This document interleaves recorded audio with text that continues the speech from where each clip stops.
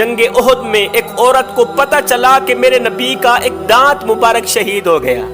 میرے نبی کا ایک دانت مبارک شہید ہو گیا۔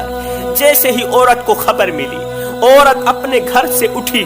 گھر کو اکیلا چھوڑ کے، گھر کو تالا لگانا بھی بھول گئی،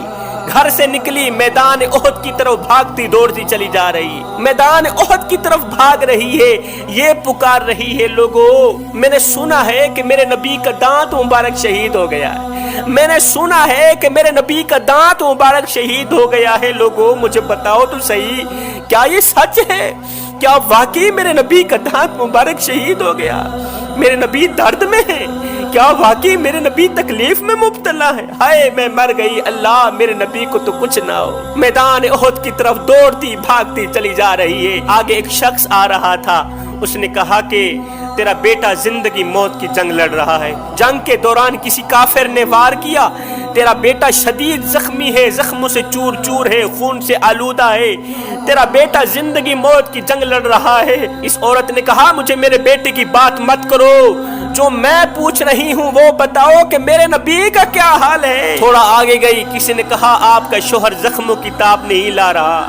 چیخ رہا ہے، چلا رہا ہے بیچارہ، اس کو بچانے کے لیے جاؤ۔ اس نے کہا مجھے میرے شوہر کی بات مت کرو، یہ بتاؤ کہ میرے نبی کا کیسا حال ہے۔ ہائے کتنی محبت ہے نبی کے ساتھ، میں کہتا ہوں یہ محبت نہیں، یہ تو مودت ہے۔ جس طرح مچھلی کو پانی کے ساتھ مودت ہے کہ مچھلی پانی کے بغیر نہیں رہ سکتی، اور جس طرح مچھلی پانی کے بغیر نہیں رہ سکتی، اس طرح صحابہ بھی نبی کے بغیر ہرگز نہیں رہ سکتے۔ نبی کے بغیر صحابہ کا جینا محال ہے، جس طرح تو اور میں پانی کے بغیر نہیں رہ سکتے، اس طرح صحابہ نبی کے بغیر نہیں رہ سکتے تھے۔ یہ عورت نبی نبی کرتے ہوئے تھوڑا آگے گئی، کسی نے کہا کہ آپ کا جو 30 سالہ نوجوان بھائی ہے وہ پانی پانی کر رہا ہے، زخموں سے چور چور ہے، خون آلودہ ہے، زندگی موت کی جنگ لڑ رہا ہے، تڑپ رہا ہے بیچارہ، پانی پانی کر رہا ہے، بھاگو دوڑو اسے پانی دو، بھائی کو پانی دو۔